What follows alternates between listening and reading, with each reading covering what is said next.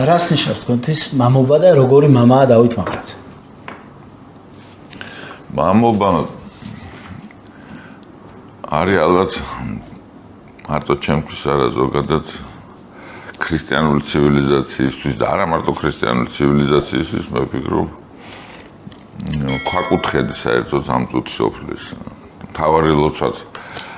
ახალ აღთქმაში ასე იწყება მამაო ჩვენო ხო მარტო ხორციელ ცხოვრებას არ გულისხმობ სულიერ ცხოვრებასაც გულისხმობ ამ შემთხვევაში ყოფასაც და მეტაფიზიკასაც მისტიკასაც წარმოსახვის სამყაროსაც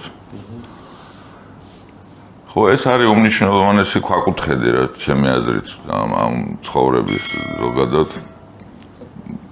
ერთ მე ჩემი ფორმულა ასეთი იყო ფორმულა თუ გნებავთ რომ ადამიანის წუთის ოფელი ესე განსაზღვრე მამის სახლიდან მამის სახლისკენ და ის ლექსი გამახსენდა ახლა მე რა მაგარია მამის სახლიდან მამის სახლისკენ ის ლექსი არ მომწერეთ ხო ის ყაზბეგის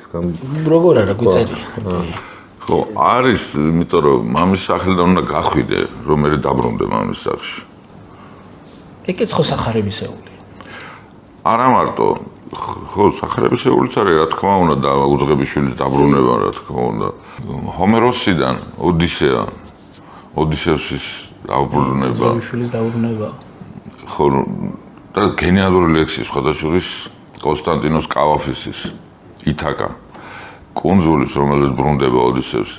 და ცალკე ლექსია მიძღვნილი კონსტანტინოს კავაფის ჩემი აზრით შედევრალური ლექსია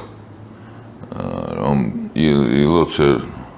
რომ მალე არ დასრულდეს ეს გზა ითაკასკენ მავალი გზა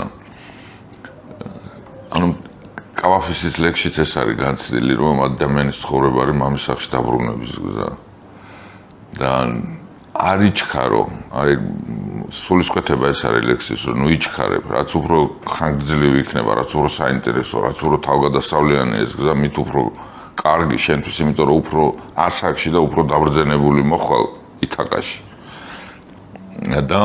ეს დაბრძენებული და გამოცდილების მქონე უკვე ამ ხელა გამოცდილება რომ გზა გაქვს გზაში აკრეფილი მაგრამ უფრო მიგახვედრებს ითაკას მნიშვნელობას ხო ესეთი სულისკვეთება აქვს ამ ლექსს და ითაკა შენ გაძლევს გზას თავისკენ სავალ გზას აი ეს არის კონსტანტინოს კავაფისის ლექსის განზრახვის იდეა და ითაკა შენ მეც ვეღარაფერს მოგცემს როცა ჩახვალ მაგრამ გაძლევს გზას მისკენ სავალ გზას